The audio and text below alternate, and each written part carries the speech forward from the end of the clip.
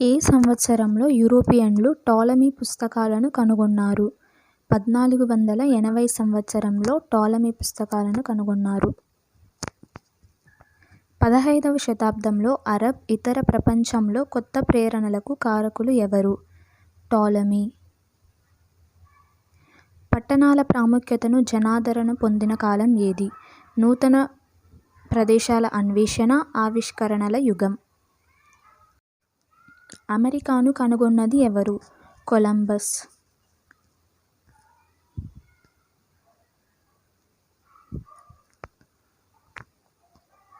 ఆఫ్రికాను చుట్టుముట్టి భారతదేశాన్ని ఆవిష్కరించిన వారు ఎవరు? Vasco da Gama. ఏ యుగంలో కొలంబస్ అమెరికాను, వాస్కోడి గామా భారతదేశాన్ని ఆవిష్కరించారు? నూతన ప్రదేశాల అన్వేషణ, ఆవిష్కరణల యుగం. భూమి గుండ్రంగా ఉందని నిరూపించడానికి తోడ్పడిన ఆవిష్కరణలు ఏవి? నూతన ప్రదేశాల ఆవిష్కరణ, ఆవిష్కరణల యుగం. 16వ శతాబ్దంలో ప్రముఖ వర్తక శక్తిగా ఎదిగిన దేశం ఏది? హాలాండ్.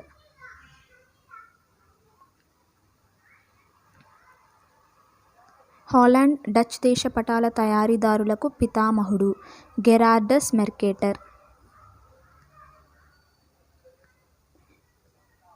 గెరార్డస్ మెర్కేటర్ పటాల చిత్రీకరణలో రూపొందించిన విధానం. మెర్కేటర్ ప్రక్షేపణ.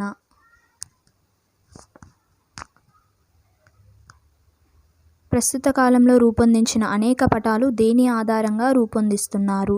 మెర్కేటర్ ప్రక్షేపణ. ఖండాల పరిమాణం, దూరాలలో వక్రీకరణలు ఉన్నప్పటికీ ఖండాల ఆకారం, దిశలో సరిగ్గా చూపించే విధానాన్ని ఎవరు రూపొందించారు? మెర్కేటర్. ఈ పద్ధతిని మెర్కేటర్ ప్రక్షేపణం అంటారు. బ్రిటిష్ వారు మన దేశంలో దేశమంతటినీ సర్వేక్షణ చేసి పటాలను తయారు చేయడానికి దీనిని ఏర్పాటు చేశారు. భారతదేశం సర్వేక్షణ శాఖ. భారతదేశ సర్వేక్షణ శాఖ సర్వేయర్ జనరల్గా ఎవరిని నియమించారు? జేమ్స్ రన్నెల్ను నియమించారు. సర్వే ఆధారంగా తయారైన భారతదేశపు మొట్టమొదటి పటాలను తయారు చేసిన వారు ఎవరు? జేమ్స్ రన్నెల్. ప్రపంచంలో అత్యంత ముఖ్యమైన భౌగోళిక సర్వేక్షణ ప్రారంభించినది ఎవరు? విలియం లాంప్టన్ 1802వ సంవత్సరంలో ప్రారంభించారు. విలియం లాంప్టన్ సర్వేక్షణను పూర్తి చేసినది ఎవరు? Sir George Everest. విలియం లాంప్టన్ సర్వేక్షణను పూర్తి చేశారు. మొదటిసారిగా శాస్త్రీయ పద్ధతులు ఉపయోగించి ఎవరెస్ట్ ఎత్తును కొలిచి ప్రపంచంలో ఎత్తైన పర్వతం అని నిరూపించి ఈ పర్వతానికి పేరు పెట్టిన వారు ఎవరు? Sir George Everest.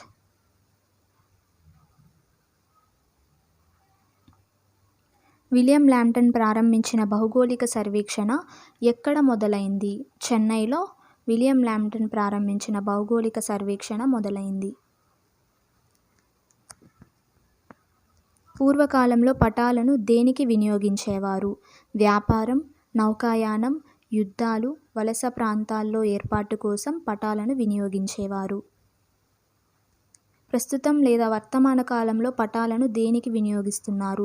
దేశ అభివృద్ధికి ప్రణాళికలు రూపొందించడానికి, ఉత్తమ విధాన నిర్ణయాల కొరకు, వ్యవసాయ అభివృద్ధికి, కొత్త పరిశ్రమల ఏర్పాటుకు, రోడ్లు వేయడానికి, ఆసుపత్రులు, పాఠశాలల నిర్మాణం కొరకు, వ్యాపార కార్యకలాపాల నిర్వహణ కొరకు. సాధారణంగా ఒక పటం ఒక విషయం లేదా అంశం పైన దృష్టి కేంద్రీకరిస్తుంది. ఇటువంటి పటాలను ఏమంటారు? విషయ నిర్దేశిత పటాలు అంటారు. మండలాలు, జిల్లాలు, రాష్ట్రాలు, దేశాలు, రాజధానులు మొదలగు వాటిని సూచించే పటాలు ఏవి? రాజకీయ పటాలు.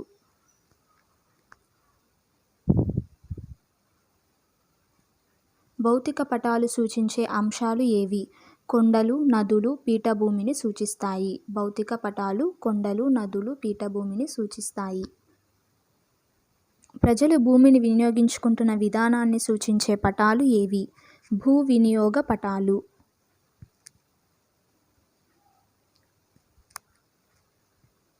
అధికారిక విషయం నిర్దేశిత పటాలలో రంగులు ఛాయాక్రమశ్రేణి ఏ విధంగా ఉపయోగించవచ్చు? ముదురు నుంచి లేత రంగు వరకు. జనాభాను పటంలో రంగుల ఛాయాక్రమశ్రేణి ద్వారా చూపవచ్చు. వీటిని ఏమంటారు? జనసాంద్రత పటాలు. భారతదేశంలో అధిక జనసాంద్రత గల రాష్ట్రం ఏది? బీహార్. తర్వాత పశ్చిమ బెంగాల్. భారతదేశంలో అల్ప జనసాంద్రత గల రాష్ట్రం ఏది? అరుణాచల్ ప్రదేశ్.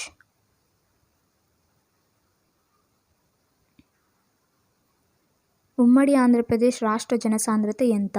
308. 2016 నుంచి 17లో రాష్ట్ర ఆర్థిక సామాజిక సర్వే ప్రకారం ఆంధ్రప్రదేశ్ రాష్ట్ర జనసాంద్రత 304. విమానాలు, హెలికాప్టర్లు వేడిగాలి బుడగలను ఉపయోగించి భూ ఉపరితలం నుండి ఎత్తైన ప్రదేశాలకు వెళ్ళి భూమిని ఫోటోల రూపంలో చిత్రీకరించటాన్ని ఏమంటారు?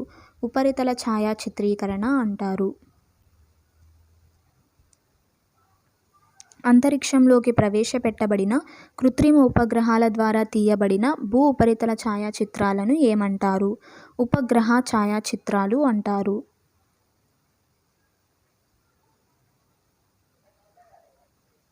ఉపగ్రహ ఛాయాచిత్రాల వల్ల ఉపయోగాలు ఏమిటి? పటాల తయారీ, ప్రణాళికల రూపకల్పన, వాతావరణ పరిశోధన, అటవీ సంరక్షణ, యుద్ధ యంత్ర రూపకల్పన.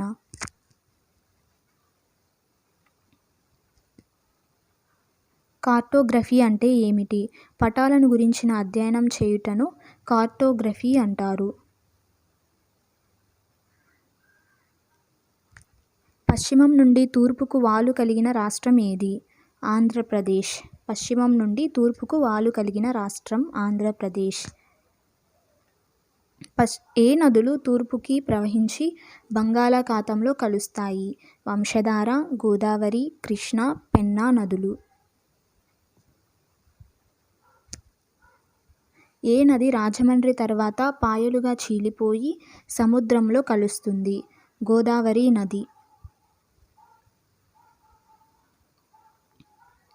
కొల్లేరు సరస్సు ఎక్కడ ఉంది?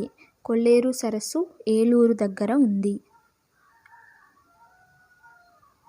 ఏ నది విజయవాడ దాటిన తర్వాత సముద్రంలో కలుస్తుంది? కృష్ణా నది.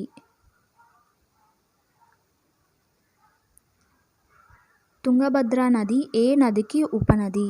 తుంగభద్ర నది కృష్ణా నదికి ఉపనది. పెన్నా నది ఏ జిల్లాలో ప్రవహిస్తున్నది? అనంతపురం, కడప, నెల్లూరు జిల్లాలలో పెన్నా నది ప్రవహిస్తున్నది. పెన్నా నది ఉపనదులు ఏవి? కుందేరు, పాపాగ్ని, చిత్రావతి, పెన్నేరు.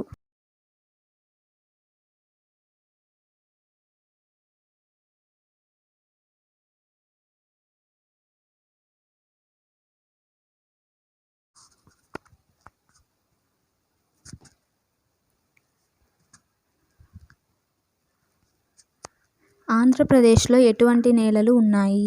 ఎర్ర మృత్తికలు, నల్లరేగడి నేలలు, ఇసుక మృత్తికలు, రాతి మృత్తికలు.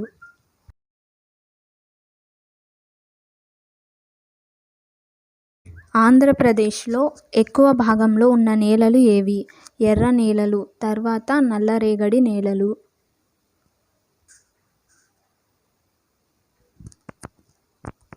తీర ప్రాంతాలలో ఏ నేలలు విస్తరించాయి? ఇసుక నేలలు.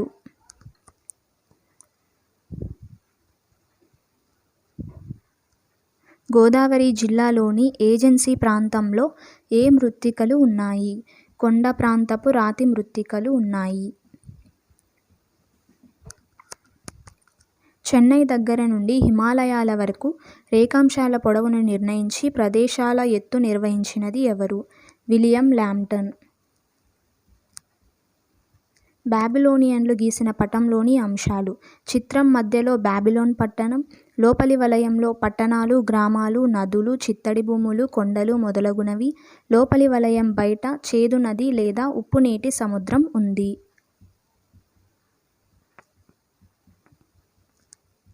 ఉప్పునీటి సముద్రం లేదా చేదు నదిలో ఎన్ని దీవులు ఉన్నాయి? త్రికోణాకారంలో 7 దీవులు ఉన్నాయి.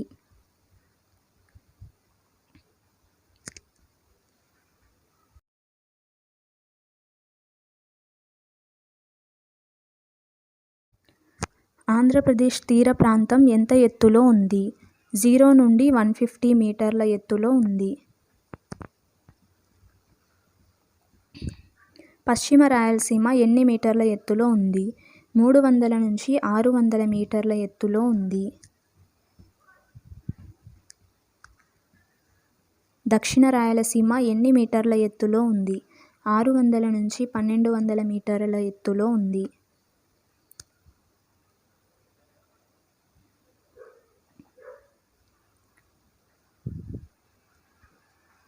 ఎన్ని సెంటీమీటర్ల వర్షపాతాన్ని అధిక వర్షపాతం అంటారు?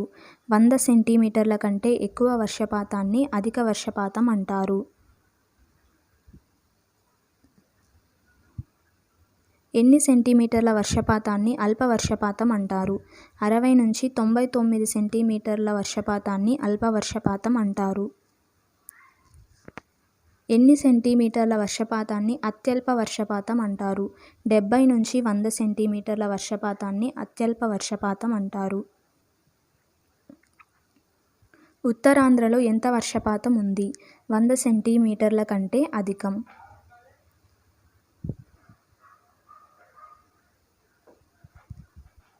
తక్కువ వర్షపాతం 70 సెంటీమీటర్లు ఉన్న జిల్లాలు ఏవి? అనంతపురం, కర్నూలు జిల్లాలు.